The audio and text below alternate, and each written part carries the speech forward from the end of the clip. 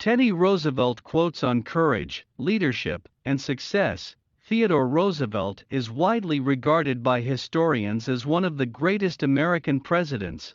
Born to a wealthy Manhattan family in 1858, Roosevelt grew up both sickly and pampered, but decided that he would not only overcome his debilitating asthma and become a cowboy, but serve the American people through politics rather than relax with his father's money. This resilience and drive would inspire his distant cousin and future President Franklin D. Roosevelt. Decades later, Teddy Roosevelt served as a New York Assemblyman, the New York City Police Commissioner, Lieutenant Colonel in the Spanish-American War, Assistant Secretary of the Navy, the Governor of New York, and then President William McKinley's Vice President. After McKinley was assassinated in 1901, he became the country's youngest president at age 43.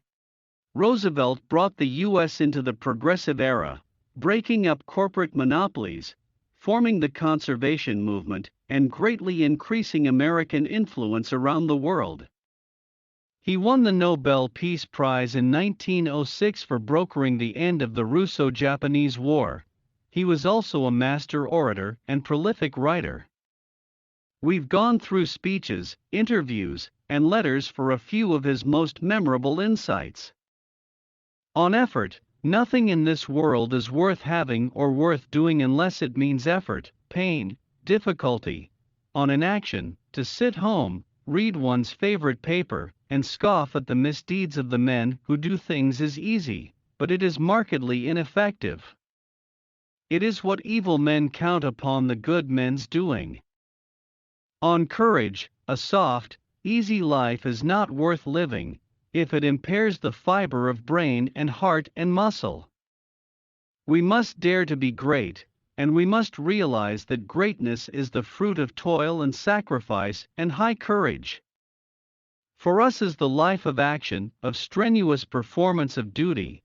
Let us live in the harness, striving mightily. Let us rather run the risk of wearing out than rusting out. Source: Speech, September 1902, on Daily Life. We must show, not merely in great crises, but in the everyday affairs of life, the qualities of practical intelligence, of courage, of hardihood, and endurance, and above all the power of devotion to a lofty ideal, which made great the men who founded this republic in the days of Washington, which made great the men who preserved this republic in the days of Abraham Lincoln. Source: Inaugural Address, March 1905, on self-knowledge.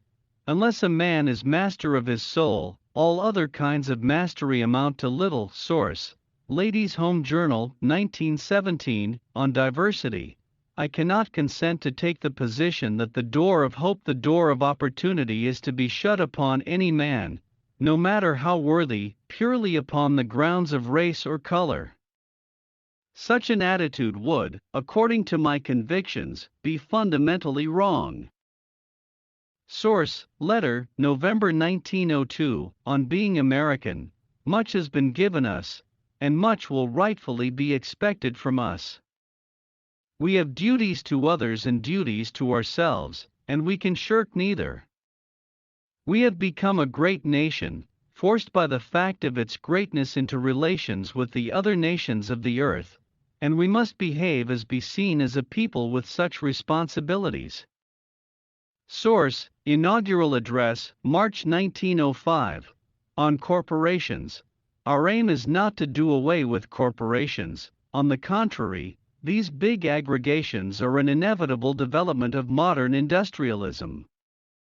We are not hostile to them, we are merely determined that they shall be so handled as to subserve the public good. We draw the line against misconduct, not against wealth. Source: State of the Union Address, December 1902, on striving. You often hear people speaking as if life was like striving upward toward a mountain peak. That is not so. Life is as if you were traveling a ridge crest.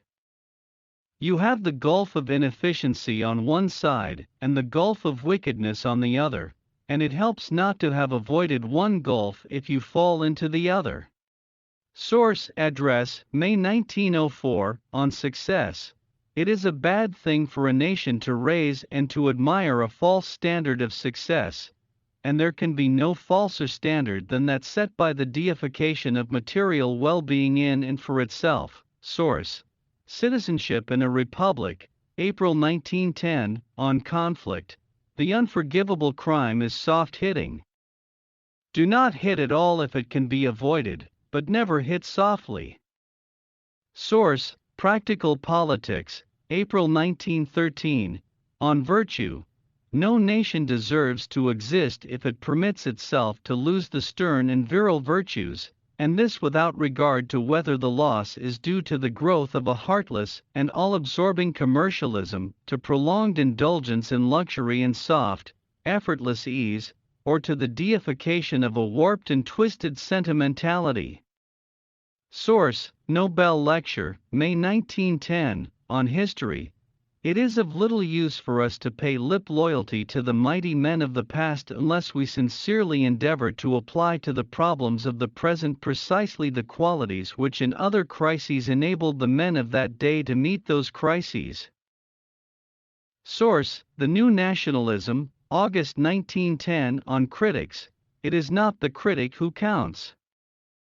The credit belongs to the man who is actually in the arena, whose face is marred by the dust and sweat and blood, who strives valiantly, who at worst, if he fails, at least fails while daring greatly, so that his place shall never be with those cold and timid souls who know neither victory or defeat.